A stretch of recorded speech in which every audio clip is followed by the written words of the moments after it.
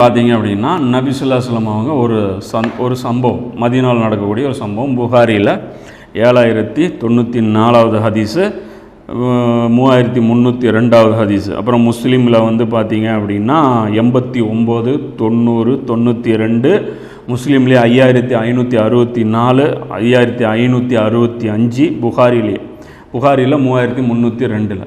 So இவ்வளோ இடங்களில் இந்த ஹதீஸ் பதிவு செய்யப்பட்டிருக்கு. இது ரொம்ப ரொம்ப ஒரு நம்பகமான ஹதீஸ், இதை மறுக்கவே முடியாது இந்த ஹதீஸை. இப்போ இந்த ஹதீஸ் என்ன அப்படின்னு பார்த்தீங்கன்னா, இப்னு உமர் ரலியல்லாஹு அன்ஹு அவங்க அறிவிக்கக்கூடிய இந்த ஹதீஸு.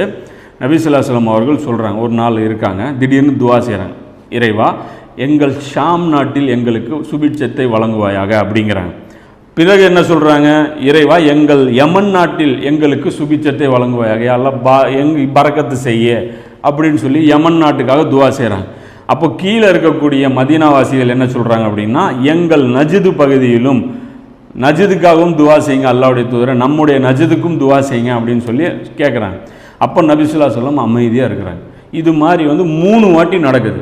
ஷாமுக்கு பரக்கத் செய்ய அல்லாஹ், யமனுக்கு பரக்கத் செய்ய அல்லாஹ் அப்படிங்கிறாங்க.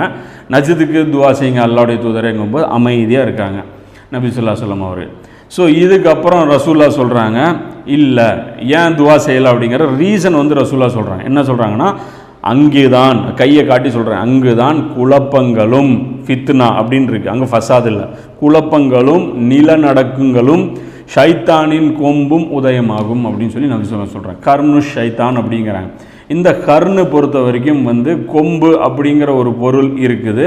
அதே மாதிரி இன்னொரு பொருளும் இருக்குது. என்ன அந்த பொருள் அப்படின்னா, தலைமுறை, அதாவது ஒரு நூற்றாண்டு, ஒரு காலகட்டம், இப்படி கூட அதை பொருத்த முடியும். நபி ஸல்லல்லாஹு அலைஹி வஸல்லம் அந்த பிரபலமான ஹதீஸ் இருக்குல்ல, உங்களில் சிறந்தவர்கள் என்னுடைய தலைமுறையை சார்ந்தவர்கள், அதற்கு அடுத்தவர்கள் அடுத்த தலைமுறையை சார்ந்தவர்கள். அதில் கர்னு சும்மல்லசி எலூனஹும்னு வரும். அதாவது ஹைருல் கர்னி அப்படின்னு சொல்லி ஃபர்ஸ்ட் வரும். அதாவது உங்களில் கர்னில் சிறந்த கர்னு என்னுடைய கர்னு, அதுக்கு அடுத்தது 2வது கர்னு, அதுக்கு அடுத்தது 3வது கர்னுங்கும்போது முஹத்திஸீன்கள் எல்லாரும் என்ன கர்னுக்கு என்ன பொருள் கொடுக்குறாங்கன்னா, ஒரு முதல் தலைமுறையை சேர்ந்தவர்கள் அப்படின்னு சொல்லி அந்த தலைமுறைக்கும் 100 ஆண்டு அப்படின்னு சொல்லி கொண்டு வராங்க. ஸோ இந்த ஒரு மீனிங் இருக்குது. அதாவது கர்னு ஷைத்தான் அங்கேருந்து தொடங்கும், ஷைத்தானுடைய காலகட்டம் அல்லது ஷைத்தானுடைய ஆட்சி முறை அல்லது ஷைத்தானுடைய தலைமுறை அங்கேருந்து தலை தூக்கும் அப்படிங்கிறாங்க. ஷைத்தானுடைய கொம்பு அப்படிங்கிறதும் அதில் மீனிங் ஆகுது. ஆனால் அது கொம்புங்கிற நேரடி அர்த்தத்தில் நம்ம பார்க்க வேண்டியதில்லை. ஏன்னா மல்டிபிள் அர்த்தம் போது 2 அர்த்தமே நம்ம பொறுத்த பார்க்கணும். அப்போ இதில் நம்ம பார்க்குறது என்ன அப்படின்னா, இது என்ன பகுதி, இதை ஏன் நபி ஸல்லல்லாஹு அலைஹி வஸல்லம் அப்படி குறிப்பிட்டாங்க. அப்போ நஜிது